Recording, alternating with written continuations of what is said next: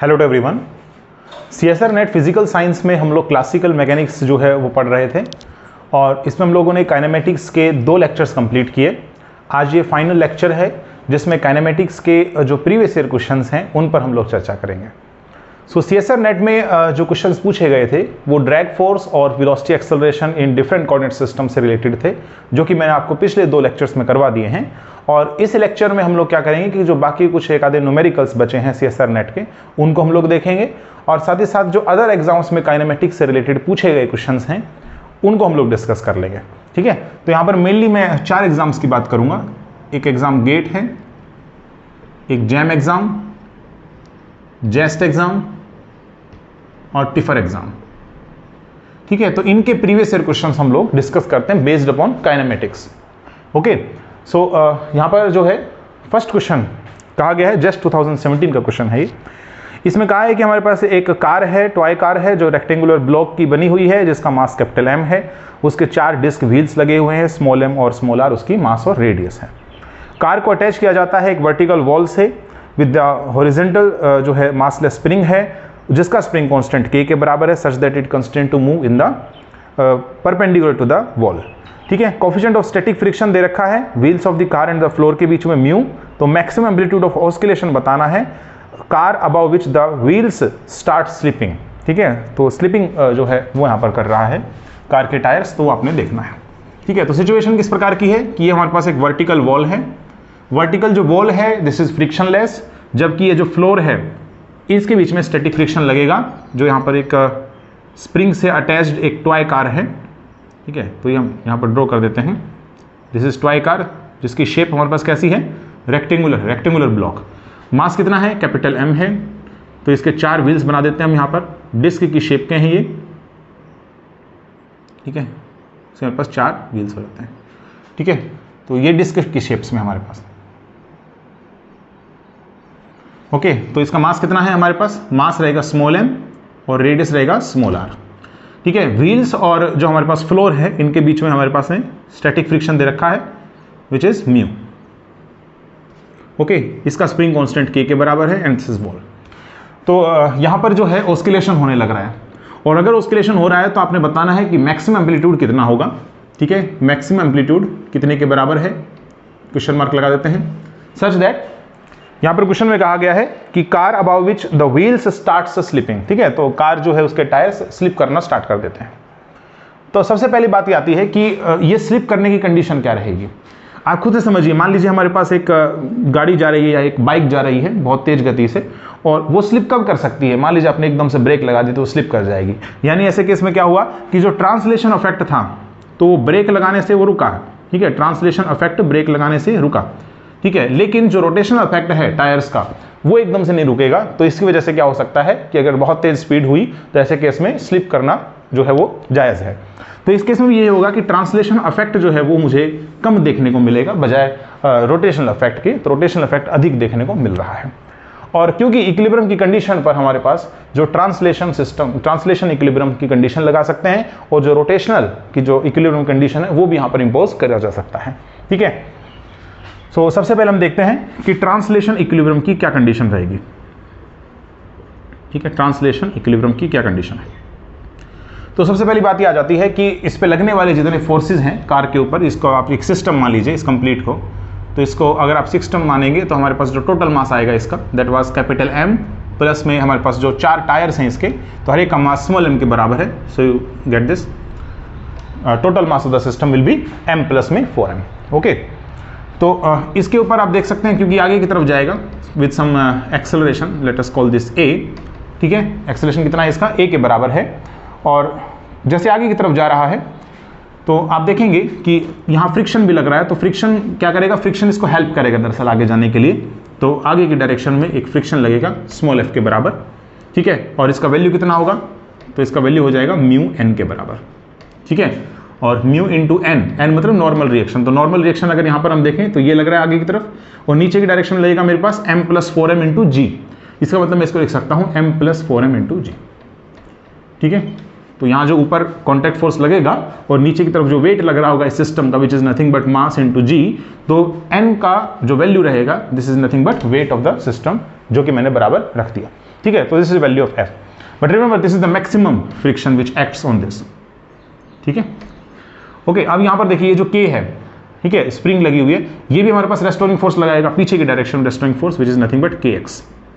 तो इक्वेशन अगर हम इसका लिखें then we say that system जो है इसका एक्सेलरेशन आगे की तरफ है, दैट मीन्स m प्लस में 4m इंटू में a हो जाएगा, and this is equal to f minus में हो जाएगा मेरे पास kx, ठीक है। तो ये मैंने जो इक्वेशन लिखी है, बल्कि a की जगह पे आप x डबल डॉट लिख दें तो ज़्यादा अच्छा है, ठीक है, x डबल डॉट। ओके, तो ये मेरे पास ट्रांसलेशन इक्विलिब्रियम की ये कंडीशन आई है। इसी प्रकार से रोटेशनल इक्विलिब्रियम की कंडीशन भी देखनी है, ठीक है। सो रोटेशनल इक्विलिब्रियम, सो इसमें हम लोग नेट टॉर्क लिखते हैं। सो नेट टॉर्क हमारे पास हो जाएगा, ठीक है, नेट टॉर्क।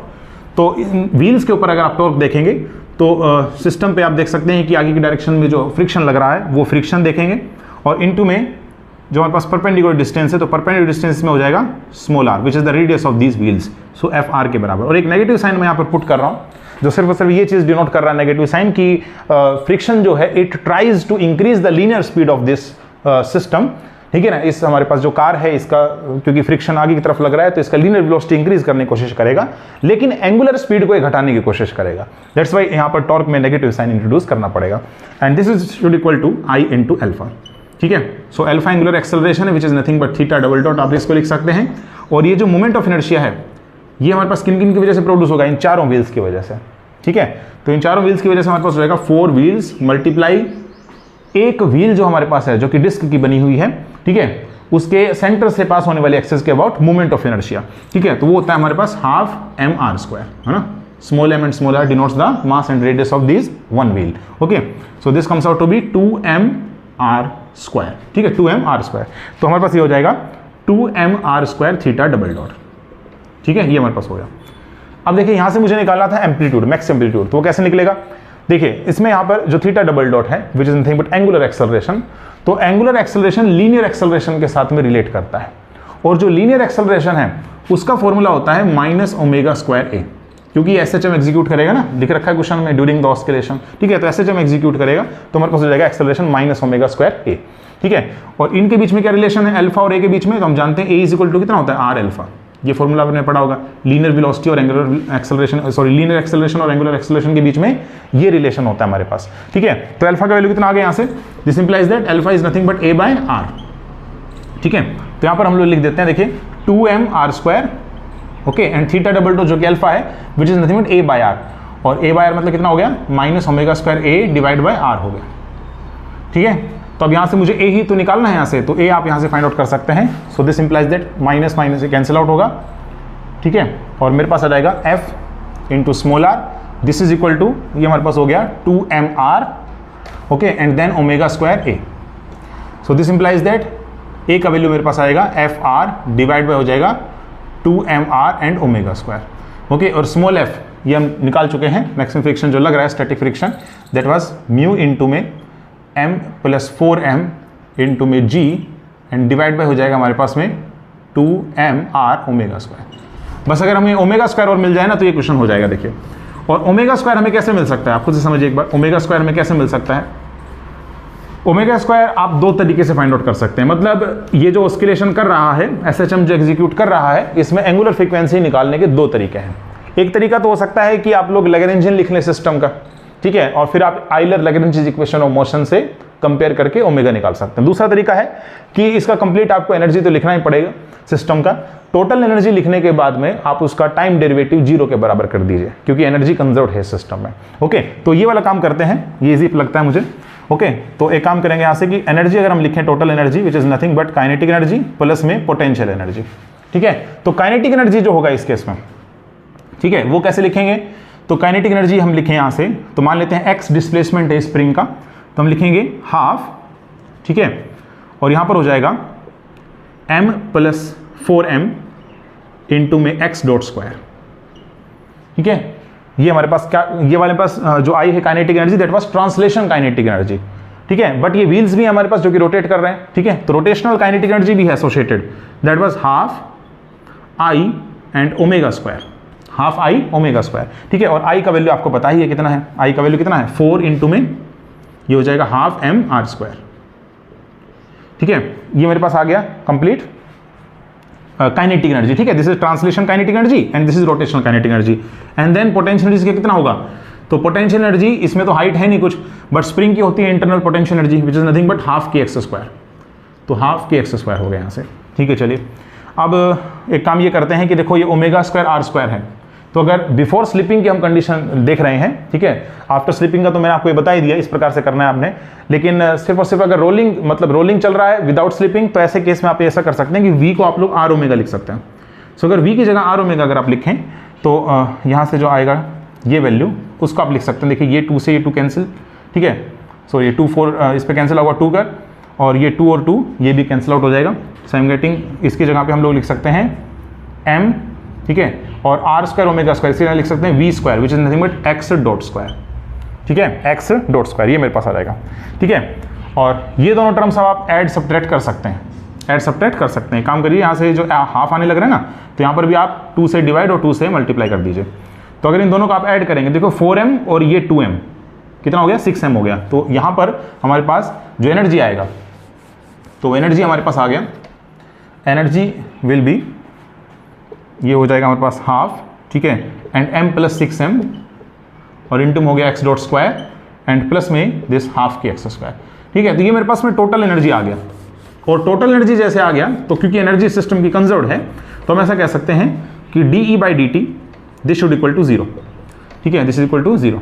तो मेरे पास आ जाएगा यहाँ से हाफ एंड m प्लस में 6m, ठीक है, एक्स डॉट स्क्वायर का हो गया 2x dot x double dot, ठीक है, और प्लस में हो जाएगा half k and 2x x dot, this should equal to 0। Okay, तो यहाँ पर हमारे पास ये x डॉट उधर जाकर के 0, 2 से ये 2 कैंसिल और इस 2 से ये 2 cancel out. Okay, so x double dot plus में हो जाएगा k divide by m plus 6m और इनटू में दिस x, ठीक है, and this is equal to 0। तो ये हमारे पास SHM की इक्वेशन है। ओके, कंपेयर करें तो यहाँ पर ये जो हमें मिल रहा है that was nothing but omega square. तो ओमेगा स्क्वायर मुझे अगर मिल गया यहाँ से तो उसकी वैल्यू हम यहाँ पर पुट कर सकते हैं। तो यहाँ पर हम पुट कर देते हैं, so we are getting mu into में m प्लस 4m, ठीक है, और फिर ओमेगा स्क्वायर ये है हमारे पास, तो ये m प्लस 6m ऊपर जाएगा तो मेरे पास जाएगा m प्लस 6m, ठीक है, and then g divide by हो जाएगा हमारे पास में दिस 2, ठीक है, m और ये k भी है हमारे पास, तो k और r ये हमारे पास आ जाएगा, क्योंकि ओमेगा स्क्वायर आप लिख चुके हैं ना यहाँ से। ठीक है, तो ये मेरे पास आ जाएगा। सो this is our maximum amplitude. ठीक है, this is our maximum amplitude. Okay, एक बार आप डायमेंशंस का चेक कीजिएगा, ये शायद स्मॉल आर यहाँ पर नहीं आना चाहिए ना, एक बार ऑप्शंस में आप चेक कीजिए एक बार। ठीक है, ऑप्शन में स्मॉल आर नहीं है, ठीक है, ऑप्शन में स्मॉल आर नहीं है ना, तो कहीं ये स्मॉल आर कहाँ से आया, दरअसल कैंसिल आउट हो चुका था क्या ये स्मॉल आर? अच्छा, ठीक है, ये कैंसिल आउट हो जाएगा, बिल्कुल सही है, आर से ये आर कैंसिल आउट हो रहा है ना यहाँ पे, ठीक है, और यहाँ पर भी आप देखें ये आर से ये आर कैंसिल आउट हो रहा है और ये आर यहाँ से कैंसिल आउट हो जाएगा एंड दिस आर गो। ठीक है, क्योंकि इसका डिपेंडेंसी नहीं आना चाहिए ना इस पर, फिर डायमेंशन मैच नहीं कर पाएगा नहीं तो फिर, ठीक है, स्मॉल आर यहाँ नहीं आना चाहिए था। ओके, सो ऑप्शन नंबर इसके अंदर करेक्ट हो जाएगा, ऑप्शन नंबर डी। ठीक है, ऑप्शन नंबर डी जो है ना इसका ये करेक्ट हो जाएगा। देखिए सेकंड क्वेश्चन है जो कि नेट 2017 में पूछा गया था। एक साइकिलिस्ट है जिसका वेट 80 किलोग्राम है, बाइसिकल चलाने लग रहा है, ठीक है, और स्पीड कितनी है उसकी 10 मीटर पर सेकेंड। ठीक है, उसके बाद क्या होता है कि time t is equal to 0 पे सी स्टॉप्स पैडलिंग। ठीक है, वेलोसिटी डिपेंडेंट फ्रिक्शनल फोर्स उसके ऊपर लग रहा है। ओके, जब वेलोसिटी 10 से 8 में आ जाती है तो फिर दोबारा से पैडल जो है वो लगाना पड़ता है। ओके, और फिर इसके बाद कांस्टेंट स्पीड मेंटेन होती है। तो एनर्जी कितना एक्सपेंड होगा bye her in 1 minute at this new speed. तो देखिए इस क्वेश्चन में कुछ इस प्रकार से दे रखा है कि हमारे पास एक बाइसिकल है, ठीक है, दिस इज बाइसिकल। ठीक है, चलिए आप इसका डायग्राम देख लीजिएगा। ठीक है, मतलब ये बाइसिकल है। ओके, सो अगर ये बाइसिकल है तो ये कितनी स्पीड से चल रही है, 10 मीटर पर सेकंड से, और जैसे इसकी स्पीड रिड्यूस होगी due to the frictional force, ठीक है, जो कि टाइम डिपेंडेंट है, इस केस में वैल्यू भी आपको दे रखा है फ्रिक्शनल फोर्स में जो वेलोसिटी है। ठीक है, velocity this was given to you, v of t is equal to 10 divide by 1 plus t by 30। ठीक है, तो इसकी वजह से क्या होगा कि हमारे पास इसकी स्पीड जो है वो लगातार कम होती रहेगी। तो जब 8 मीटर पर सेकंड होता है तो दोबारा से पैडल लगा करके उसको एक कांस्टेंट स्पीड दे दी जाती है। ठीक है, तो इसमें ये बताना है कि इस नई स्पीड के ऊपर, नई स्पीड मतलब 8 मीटर पर सेकंड पर 1 मिनट में कितना एनर्जी स्पेंड किया जाता है। ठीक है, यानी कि टाइम मुझे कितना दे रखा है 60 सेकेंड्स। ओके, तो what is the formula of energy? Energy spent should equal to what is the force exerted by this and what is the displacement travelled by the bicycle. ठीक है, तो फोर्स कितना होगा? मास इंटू एक्सेलरेशन, और displacement होगा velocity into time. ठीक है, ये हमारे पास हो जाएगा। Next is mass. तो मास कितना है हमारे पास? तो बाइसिकल पे जो वेट है that was nothing but 80 kilogram. Okay, what is acceleration? नहीं पता है। वेलोसिटी कितना है? हाँ, नई स्पीड पे निकालना है, तो इसका मतलब 8 मीटर पर सेकंड है। What is time? टाइम मुझे दे रखा है 60 सेकंड्स में कितने एनर्जी खर्च होगा वो आपने निकालना है। तो इसका मतलब हुआ कि अगर आप एक्सेलरेशन निकाल लिए तो ये क्वेश्चन हो जाएगा एक्चुअल में, और जूल में हमारे पास आंसर आना चाहिए इसका। ठीक है, तो एक्सेलरेशन कैसे निकालें? तो वेलोसिटी दे रखा है, एक्सेलरेशन बिल्कुल निकल सकता है ना, कोई बड़ी बात नहीं है, एक्सेलरेशन आप लोग निकाल सकते हैं। तो एक्सेलरेशन कितना होगा? A of T this should equal to tan of, ठीक है, बल्कि डी बाई डी टी कर दीजिए, D by D T of tan of 1 plus T by 30, इसका इन्वर्स हो जाएगा। ठीक है, तो ये मेरे पास आ गया tan, okay, and then 1 plus T by 30, और इसकी पावर हो गया यहाँ से -2 एंड देन 1 बाय 30। ठीक है, ये मेरे पास आ जाएगा। या फिर देख लेते हैं, देखो tan सेम टू सेम, और इसमें आगे आएगा ना तो -1 हो जाएगा ना, -1। ठीक है, और इसकी पावर एक सब्ट्रैक्ट होगी दिस, एंड t बाय 30 का हो जाएगा 1 बाय, सही है। ओके, तो अब यहाँ पर हमारे पास आ गया कि कैंसिल आउट होगा इसके ऊपर। ठीक है, so -1/3 and then 1 plus T by 30 का होल स्क्वायर, ये मेरे पास आ रहा है, इतना metre per second square. But अभी हमें टाइम नहीं मालूम, लेकिन टाइम हम निकाल सकते हैं। हम चाहते हैं कि जब वेलोसिटी 8 मीटर पर सेकंड रहा होगा उस समय पे टाइम कितना है वो हम इस इक्वेशन से फाइंड आउट भी कर सकते हैं, और फिर वो टाइम जब यहाँ रखेंगे तो उस समय का एक्सेलरेशन भी निकल जाएगा। ठीक है, तो एक काम करते हैं, वेलोसिटी की जगह 8 रख के देखते हैं। तो 8 रखेंगे, वेलोसिटी जब 10 से 8 आएगी ना तो 10 हो जाएगा फाइनल स्पीड, तो 10 डिवाइड बाई हो जाएगा 1 प्लस टी बाय 30। तो यहाँ से आप लोग टी का वैल्यू फाइंड आउट कर सकते हैं। ठीक है, तो मेरे पास आ जाएगा 8 प्लस में 8 T by 30 this should equal to 10, okay, and then 8 t by 30 this is equal to 2 and that's why t is equal to 60 by 8। ठीक है, तो ये हो जाएगा 2 पर कैंसिल आउट, और ये हो जाएगा 15 by 2। तो 15 by 2 अगर यहाँ पर आया है तो इसका वैल्यू यहाँ पर पुट करना पड़ेगा। ठीक है, तो इसका वैल्यू यहाँ पर पुट भी कर देते हैं, 15 by 2 है ना, तो acceleration will be -1/3 and then 1 plus में, और t का वैल्यू 15 by 2। ठीक है, एंड दिस इज 30, और यहाँ पर हो जाएगा इसका होल स्क्वायर। ठीक है, तो 2 पर कैंसिल आउट हुआ, सो -1/3 एंड देन 1 प्लस में हो जाएगा हमारे पास में 1/4 इसका whole square, and this is 5/4, इसका होल स्क्वायर करेंगे दैट मीन्स 25/16, 25/16। ठीक है, और अब 16 ऊपर जाएगा, सो -16 डिवाइड बाय 75।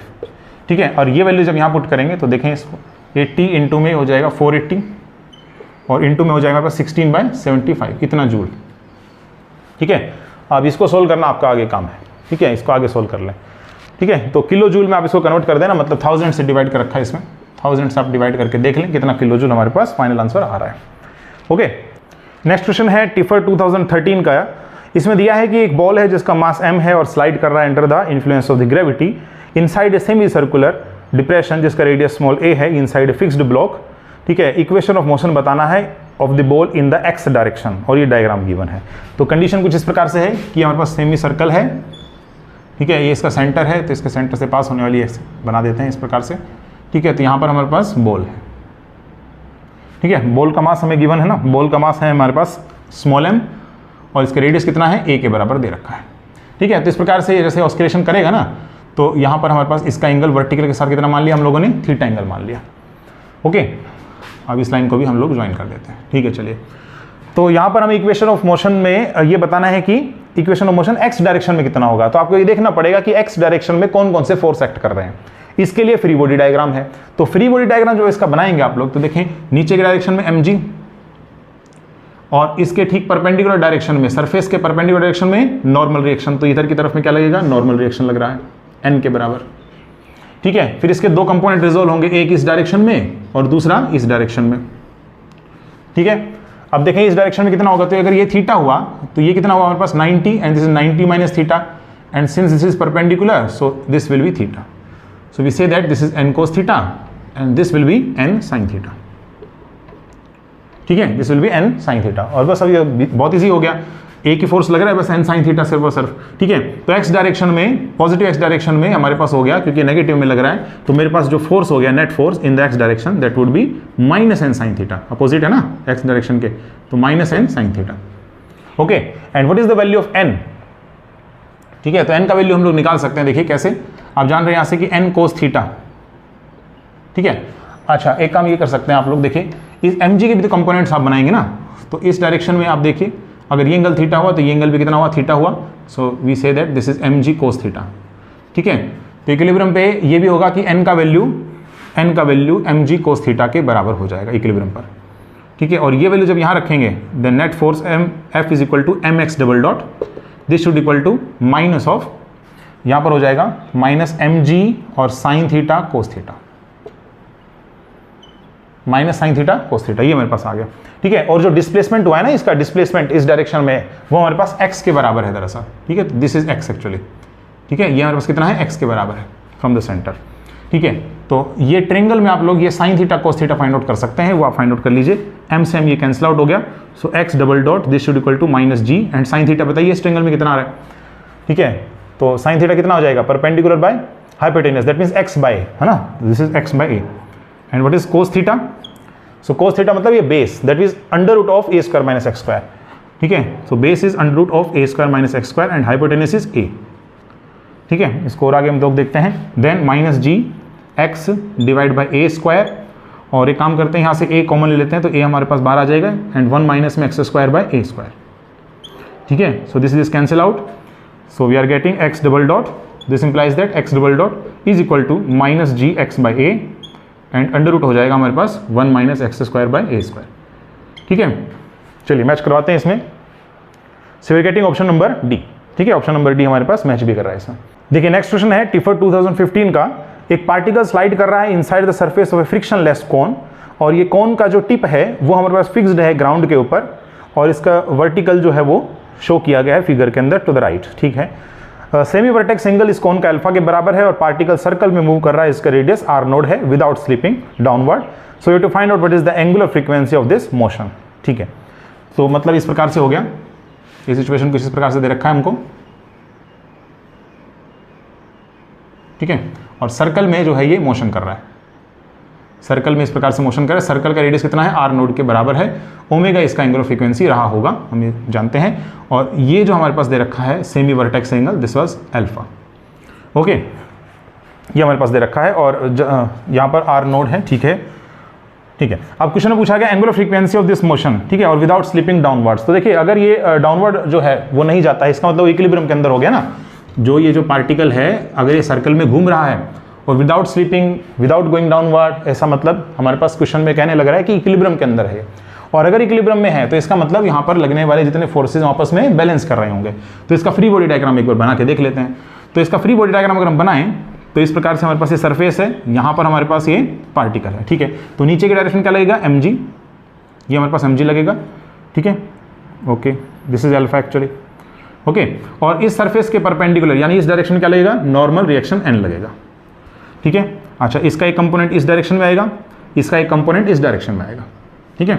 अब क्योंकि अगर ये अल्फा हुआ तो ये कितना हो जाएगा, ये हमारे पास हो जाएगा 90 माइनस अल्फा, सो ये कितना होगा हमारे पास, दिस इज एक्चुअली अल्फा, ठीक है। तो ये हमारे पास अल्फा हो गया, तो n का ये वाला कंपोनेंट होगा n कोस अल्फा, ठीक है, और ये वाला कंपोनेंट हो जाएगा n sine alpha, okay. mg break होगा नहीं इस केस में, ठीक है। और क्योंकि वो सर्कल में मूव कर रहा है तो ऐसे केस में हमारे पास एक mv स्क्वायर बाय r जो है वो सेंट्रीपिटल फोर्स भी इसको प्रोवाइड हो रहा है, जो कि r नोड इसका रेडियस है तो r नोड हो जाएगा, ठीक है। इसको आप ऐसा भी लिख सकते हैं m omega square r node, m omega square r node, ऐसा भी लिख सकते हैं यहाँ पे, ठीक है। तो ये इसको प्रोवाइड होगा सेंट्रीपिटल फोर्स। सेंट्रीफ्यूगल फोर्स यहाँ पे आना नहीं है, ना ही कोरियोलिस फोर्स आएगा। आपको पता है कि सेंट्रीफ्यूगल और कोरियोलिस फोर्स तभी आते हैं जब ऑब्जर्वेशन किसी रोटेटिंग फ्रेम से की जाती है।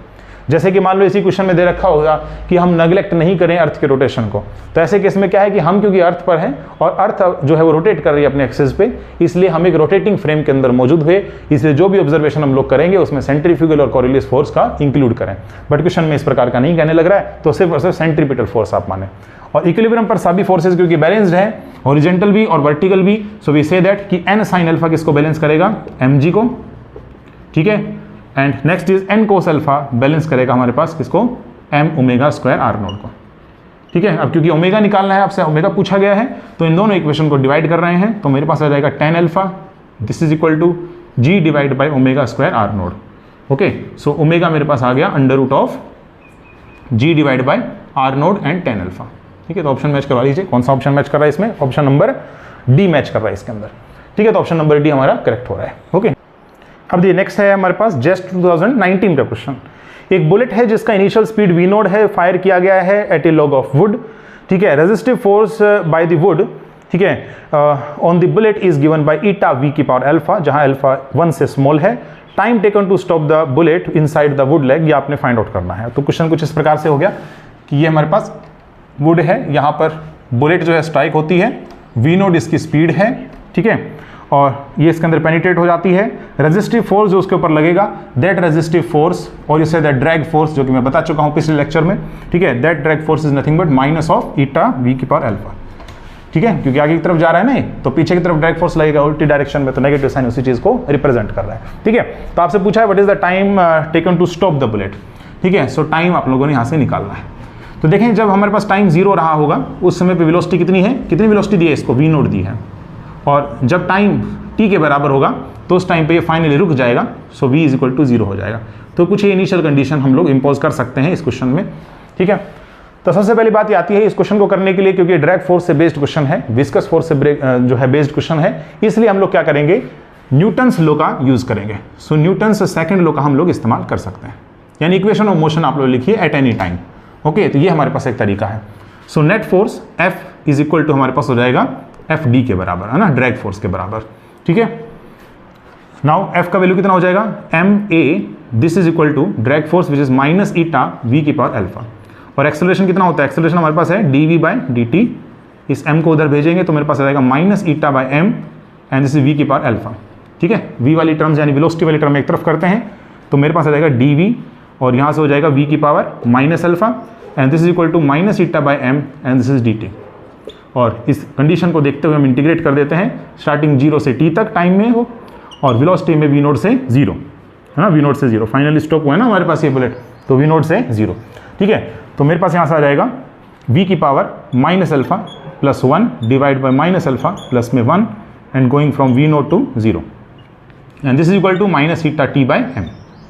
ठीक है, जरा देखें एक बार लेफ्ट हैंड साइड को, तो अपर लिमिट पुट करेंगे तो 0 आ जाएगा, माइनस लोअर लिमिट तो ये हमारे पास हो जाएगा minus V nought 1 minus alpha and divide by हो जाएगा 1 minus alpha, this is equal to minus eta t by m। Okay, so m से m कैंसिल आउट, टाइम आप लोगों ने निकालना था, तो t इज इक्वल टू हो जाएगा m V nought 1 minus alpha divide by हो जाएगा 1 माइनस अल्फा ऑफ ईटा। ठीक है, तो इस प्रकार से आप लोगों ने क्वेश्चन करना था। सो ऑप्शन आप देख लीजिए एक बार। ठीक है, m V nought 1 minus alpha divide by eta, ठीक है, और 1 माइनस अल्फा। ठीक है, तो हमारा ऑप्शन नंबर सी। ठीक है, ऑप्शन नंबर सी जो है इसके अंदर मैच कर रहा है। ओके, चलिए नेक्स्ट क्वेश्चन देखते हैं। अच्छा, एक और क्वेश्चन हमारे पास इजी सा आया था, टिफर आप 2013 का, ये देखिए क्वेश्चन एक बार। A particle with time varying mass आप लोगों को दे रखा है जो टाइम के साथ वेरी कर रहा है। ठीक है, and it moves along the x axis under the action of constant positive force which is nothing but F। ठीक है, फॉर द टाइम 0 से लेकर के τ तक।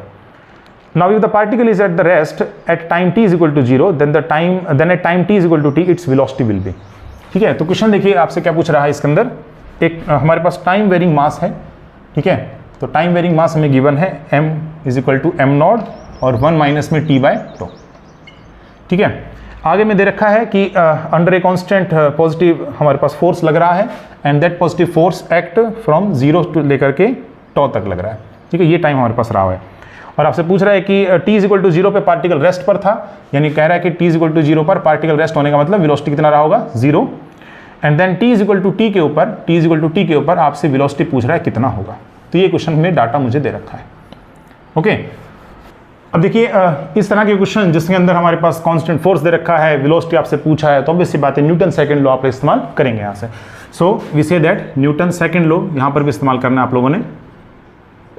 ठीक है, so from Newton second law we say that कि F जो होता है that was nothing but dp by dt, ये हमारे पास है। ठीक है, और आप देख सकते हैं F dt this is equal to dp हो जाएगा। ठीक है, और इसे दैट m, ठीक है, और हमारे पास हो गया v। ठीक है, तो mv हो गया यहाँ से। ठीक है, इंटीग्रेट करेंगे तो हमारे पास ये हो जाएगा टोटल टाइम के लिए, तो हम ft लिख देते हैं यहाँ पे सिंपली। ठीक है, तो यहाँ पर ft लिख देंगे, this is equal to mv। Okay, so v आप लोगों ने निकालना तो ft बाई m हो गया, और m का वैल्यू है m नॉट, और 1 माइनस टी बाई टू ये ऊपर चला जाएगा, 1 माइनस टी बाई टू, ये मेरे पास फाइनल आंसर हो जाएगा। ठीक है, सो देख लेते हैं कौन सा आंसर मैच कर रहा है इसके अंदर। सिंपल है, F T by M nought 1 minus T by tau, और ये ऊपर जाएगा तो -1 इसकी पावर आएगी। ठीक है, यहाँ से जाएगा ना तो -1 इसकी पावर आ जाएगी। यहाँ पे ऑप्शन नंबर सी जो है वो सही आ रहा है। ठीक है, देखिए नेक्स्ट क्वेश्चन है IIT JEM 2015 का। एक ब्लॉक दे रखा है जिसका मास 2 किलोग्राम है और वो किस पे है, रेस्ट पे है ऑन ए हॉरिजॉन्टल टेबल। ठीक है, इसके बाद दे रखा है कि कोएफिशिएंट ऑफ फ्रिक्शन जो है वो ब्लॉक और टेबल के बीच 0.1 लग रहा है। हॉरिजॉन्टल फोर्स 3 न्यूटन के ऊपर अगर अप्लाई कर दिया जाए तो पूछा है कि ब्लॉक की स्पीड जो है वो कितना होगा after it has moved a distance 10 metre. ठीक है, जो डाटा मुझे दे रखा है उसके अकॉर्डिंग मास मुझे गिवन है 2 किलोग्राम, रेस्ट पर है, इसका मतलब इनिशियल स्पीड कितनी रही होगी 0, and then coefficient of friction, so mu का वैल्यू मुझे दे रखा है 0.1 के बराबर। और क्योंकि ये जो ब्लॉक है वो टेबल के ऊपर रखा है ना, ब्लॉक टेबल के ऊपर रखा है, तो हम देख सकते हैं कि ऊपर जो नॉर्मल रिएक्शन लगेगा दैट वाज नथिंग बट नीचे mg के बराबर। ठीक है, एंड देन 3 न्यूटन का फोर्स इसके ऊपर अप्लाई किया जा रहा है, ये आगे की तरफ जाएगा, ma पीछे की तरफ फ्रिक्शन लगेगा। ठीक है, which is nothing but mu N. इस प्रकार का आप डायग्राम इसके अंदर बना सकते हैं। Speed of the block after it is moved, speed आपसे पूछा है after it is moved at the distance कितना 10 मीटर, ये आपसे पूछा गया है। ठीक है, तो ये डाटा आप लोगों को सारा दे रखा है। अब पहली बात तो ये है कि अगर आपको u दे रखा है, s दे रखा है, v पूछ रहा है, इसका मतलब इक्वेशन ऑफ मोशन अप्लाई हो सकता है। और क्योंकि ऑब्वियसली बात है टेबल के ऊपर ये रखा है तो लीनियर मोशन कर रहा है, so we can use v² minus u² is equal to 2as। ठीक है, सो u का वैल्यू तो 0 है, so we say that v is equal to under root 2as। ठीक है, सो 2 और यहाँ पे s का वैल्यू दे रखा है distance 10 metre and a, that means under root 20a। ठीक है, अब a का वैल्यू आप कैसे निकाल सकते हैं, तो a का वैल्यू निकाल सकते हैं आप इक्वेशन ऑफ मोशन इस्तेमाल करके। ठीक है, वो कैसे सोल्व करेंगे आप, देखिए ma है हमारे पास, तो ma कितने के बराबर होगा, ma कितने के बराबर होगा वो आप कैसे पता लगाएंगे। देखिए 3 न्यूटन का फोर्स लग रहा है और यहाँ पर म्यू एन लग रहा है, म्यू एन का वैल्यू कितना है, तो म्यू का वैल्यू दे रखा है 0.1, नॉर्मल रिएक्शन कितना है mg, मास है 2 और g का वैल्यू 10 है, कितना हो गया हमारे पास में, ये हो गया 2 न्यूटन, है ना। तो देखिए 2 न्यूटन एक्चुअल में कम है 3 न्यूटन से, तो एक्चुअल में ब्लॉक आगे मूव करेगा दरअसल। ठीक है, तो ma का वैल्यू 3 माइनस में 2 हो जाएगा, दैट मीन्स 1। ठीक है, so we say that a is equal to nothing but 1 by m and m is 2, so a का वैल्यू आ गया 0.5। ओके, तो ये वैल्यू हम यहाँ रख देते हैं, so we say that under root में 20 और a का वैल्यू क्योंकि हाफ के बराबर है, so answer will be under root 10 and metre per second square, this is our final answer. ठीक है, under root 10 metre per second square, this is our final answer. इस प्रकार से आपने इस क्वेश्चन को प्रोसीड करना था। ठीक है, एक क्वेश्चन और बचा है, टिफर का क्वेश्चन है ये। ठीक है, इसको और डिस्कस कर लेते हैं। देखिए ये जो लास्ट क्वेश्चन है ये टिफर 2014 का है हमारे पास क्वेश्चन, जिसमें ये गिवन रहेगा, आपको फिगर में भी दिखा रखा है कि ये हमारे पास वॉल है, ये हमारे पास ग्राउंड है। ठीक है, so this is wall and this is ground. Ground rough है, वॉल हमारे पास रफ नहीं है, और ग्राउंड पे हमारे पास स्टैटिक फ्रिक्शन म्यू है। यहाँ पर एक लैडर जो है वो इस प्रकार से प्लेस्ड है, थीटा एंगल यहाँ बनाने लग रहा है। ठीक है, इसके ऊपर एक पर्सन है, पर्सन कितनी दूरी पर है, पर्सन है d दूरी के ऊपर। ठीक है, और लैडर का ये टोटल डिस्टेंस कितना है, तो टोटल लेंथ मेरे को दे रखा है 12 के बराबर। ओके, तो ये सारा डाटा आपको गिवन है, बस आपसे पूछा ये जा रहा है कि ये कितना ऊपर जा सकता है फ्रॉम दिस बॉटम। ठीक है, बॉटम पॉइंट से कितना और ऊपर जा सकता है such that it does not slide actual में। ठीक है, ये हमारे पास क्वेश्चन पूछा गया है। ओके, बिफोर इट स्लाइड्स ये कितना ऊपर मैक्सिमम जा सकता है फ्रॉम दी बॉटम, ये आपसे पूछा गया। ठीक है, मतलब ऐसा कुछ हो गया क्वेश्चन की डी मैक्स का वैल्यू आपसे पूछा जा रहा है, maximum value of this D, maximum value of this D such that this person can go upwards such that कि ये हमारे पास लेटर जो है ना वो स्लिप नहीं करे, विदाउट स्लिपिंग वाली कंडीशन इसके अंदर पूछा गया है। ठीक है, सेम जैसा हमने पहले क्वेश्चन किया था। ओके, तो अगर इस क्वेश्चन को हम लोगों ने करना है, सबसे पहले तो इसका फ्री बॉडी डायग्राम आपको बनाना आना चाहिए। ठीक है, तो फ्री बॉडी डायग्राम अगर इसका बनाए हम लोग, तो देखिए कौन कौन से फोर्सेज यहाँ पर एक्ट कर सकते हैं यहाँ पे। ठीक है, तो देखिए ये जो लेडर है वो इस पॉइंट के ऊपर है। ठीक है, तो क्योंकि ये इसके टच में है वॉल के, तो वॉल इसके ऊपर एक नॉर्मल रिएक्शन जो है एग्जर्ट कर रहा होगा, late us call this N1। Okay, so what is N1? N1 denotes the normal reaction which is exerted by this wall on this ladder. ठीक है, ओके, सिमिलरली ग्राउंड के टच में है दूसरा पॉइंट इसका, तो ग्राउंड भी हमारे पास नॉर्मल रिएक्शन लगाएगा। ठीक है, late us call upward direction में ये N2 लगा रहा है। ठीक है, ये नॉर्मल रिएक्शन इसका हो गया। नेक्स्ट इसके बाद है, अगर ये लेडर हमारे पास स्लिप कर भी रहा है, तो ये पॉइंट क्योंकि आगे की तरफ जाएगा तो पीछे के डायरेक्शन में फ्रिक्शन फोर्स लगेगा, तो let us call this frictional force as small f। ठीक है, इसके बाद में वेट की बात करते हैं, तो लेडर का भी वेट है, लेडर का मास एक्चुअल में मुझे देखा है स्मॉल m, तो यहाँ लेडर का मास जो है स्मॉल m कहाँ पर लगेगा बताइए, टोटल लेंथ कितनी है 12 है ना, तो ठीक इसके बीचों बीच यानी सेंटर ऑफ मास पे, तो सेंटर ऑफ मास मान लेते हैं यहाँ पर है। ठीक है, जिससे यहाँ की लेंथ हम लोग पता चल गया कि यहाँ से इसके लेंथ कितनी है, L के बराबर है। ठीक है, तो यहाँ से हमारे पास नीचे की डायरेक्शन में एक्ट कर रहा होगा कितना, mg। ठीक है, नेक्स्ट इसके बाद इस पर्सन का वेट मान लेते कैपिटल M है, ओके, जो कि हमें क्वेश्चन में दे रखा है, तो हमारे पास इसका भी वेट एक्ट होगा नीचे की direction which is nothing but mg। Okay, तो ये मेरे पास बन गया इस डायग्राम का, जो हमारे पास फ्री बॉडी डायग्राम है वो भी बना दिया मैंने। क्या कोई और फोर्स लग सकता है यहाँ पे? नहीं, और कोई फोर्स यहाँ पे नहीं लग रहा है। ठीक है, तो सबसे पहले तो जितने भी फोर्सेज हैं इक्विलिब्रियम कंडीशन पर वो आप बैलेंस करके चलिए। तो अगर हम बैलेंस करें तो हमारे पास हो जाएगा N1, ठीक है, हॉरिजॉन्टल फोर्स देखिए N1 और this should equal to F, ये हमारे पास आ रहा है हॉरिजॉन्टल डायरेक्शन में, ये हमारे पास दोनों फोर्सेज बैलेंस कर रहे हैं। ठीक है, वर्टिकल में देखिए, वर्टिकल में N2 this should equal to, ये हमारे पास हो जाएगा M plus capital M into में G, ये मेरे पास हो गया। ठीक है, this is our second equation. ठीक है, इसमें N1 और N2 क्या है, वेरिएबल्स हैं। ओके, अच्छा, फिर इसके बाद आप ये देखिए इस केस में कि आप टॉर्क जो है रोटेशनल इक्विलिब्रियम भी आप लगा लीजिए, क्योंकि एक्चुअल में रोटेशनल इक्विलिब्रियम लगाएंगे तभी ये जो है हमारे पास जो लैडर है वो स्लाइड नहीं कर पाएगा। ठीक है, तो जैसे आपने ट्रांसलेटरी इक्विलिब्रियम लगाया वैसे ही रोटेशनल इक्विलिब्रियम अगर हम लगाएं तो नेट टॉर्क, ठीक है, सो नेट टॉर्क जो है सिस्टम पर, ठीक है, वो कितना होगा। ठीक है, तो देखिए नेट टॉर्क हम लोग कैसे लिखते हैं, नेट टॉर्क हम लिखेंगे कि जो क्लॉकवाइज टॉर्क होता है that should equal to anti clockwise torque.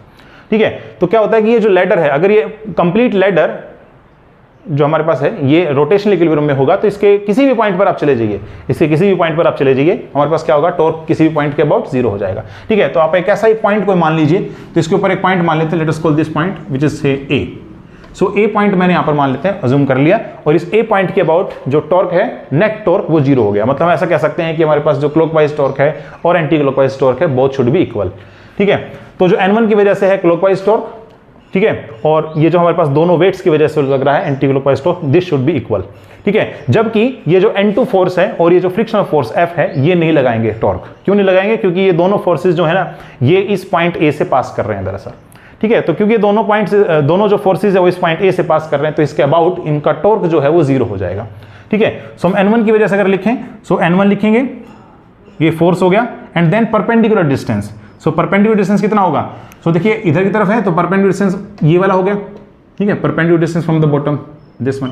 सो अगर ये कंप्लीट लेंथ अगर 2l के बराबर है और अगर ये थीटा है and this is 90, so what is this, देखिए क्या बनेगा, परपेंडिकुलर है ना, तो perpendicular in this way is 2l sin theta.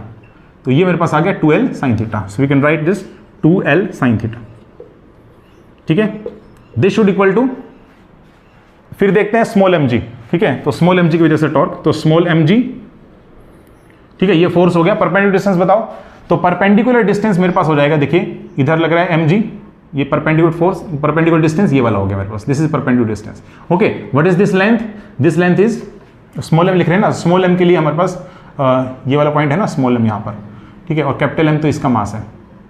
ठीक है, सो what is this distance l। ठीक है, ये l है हमारे पास, तो ये कितना आ जाएगा, l cos थीटा आ जाएगा ना यहाँ से, तो this is l cos theta, base है ना इस वजह से, बेस है तो l cos थीटा आ जाएगा। ठीक है, फिर प्लस में दूसरा वाला कितना है mg, ये हमारे पास फोर्स हो गया। ठीक है, और ये mg कहाँ एक्ट कर रहा है, ये mg यहाँ पर एक्ट कर रहा है और यहाँ से इसका डिस्टेंस कितना दे रखा है, कैपिटल D दे रखा है ना, तो d, और यहाँ से भी हमारे पास क्योंकि बेस बनेगा तो d cos थीटा, ये हमारे पास टॉर्क की इक्वेशन हो गई। ठीक है, ये हमारे पास टॉर्क की इक्वेशन हो गई। तो 3 इक्वेशन आपको मिल रही हैं। ओके, अच्छा, अब आप ये देखिए कि इस केस में म्यू अब तक नहीं आया ना, म्यू नहीं आया अब तक, कोई बात नहीं। डी का वैल्यू मैक्सिमम करना है आप लोगों ने, तो देखिए इस डी का वैल्यू मैक्सिमम कब होगा, डी का वैल्यू मैक्सिमम कब होगा, डी का वैल्यू उस समय पे मैक्सिमम होगा जब देखिए n1 का वैल्यू क्योंकि f के बराबर है तो इसे यहाँ से हटा देते हैं, क्योंकि n1 मुझे आना भी नहीं चाहिए वैसे इक्वेशन के अंदर, तो f लिख देते हैं यहाँ पे। तो इस f का वैल्यू क्या होना चाहिए, मैक्सिमम, यानी कि मैक्सिमम फ्रिक्शन यहाँ पर एक्ट करना चाहिए। ठीक है, तो उसके करस्पॉन्डिंग मेरे पास ये डी मैक्स निकलेगा, तो डी मैक्स आप लोगों ने यहाँ से निकालना है। ठीक है, चलिए अब ये एफ मैक्स कितना लग सकता है, तो आप देखिए ये फ्रिक्शनल फोर्स जो है वो मैक्सिमम कितना लग सकता है, म्यू इंटू एन। तो म्यू तो ये रहा और एन कौन सा वाला लेंगे, n1 की n2। तो देखिए म्यू किधर लग रहा है, इस ग्राउंड के ऊपर लग रहा है ना, तो ग्राउंड का नॉर्मल डायरेक्शन कितना है, n2, सो म्यू n2। तो स्मॉल f का वैल्यू लिख देते हैं, तो small f max that should equal to mu n2, and what is n2 here, n2 is this. ठीक है, so mu of m plus capital M, और यहाँ पर हो जाएगा n2 में g।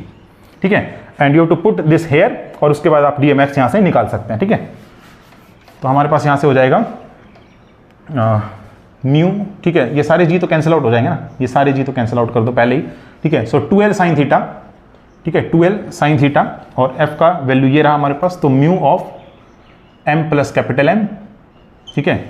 एंड देन एक काम करते हैं, इसको उधर ले जाएंगे तो माइनस का हो जाएगा m l कोस थीटा, ठीक है। एंड देन डिवाइड कर दीजिए किससे, capital M into cos theta, ठीक है। So capital M into cos theta and that should equal to D max.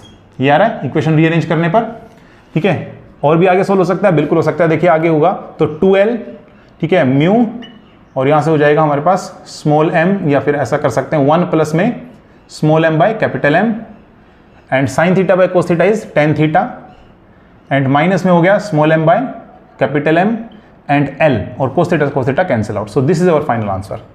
Okay, this is our final answer for the D max, ठीक है। Option match कर लीजिए आप एक बार, ठीक है।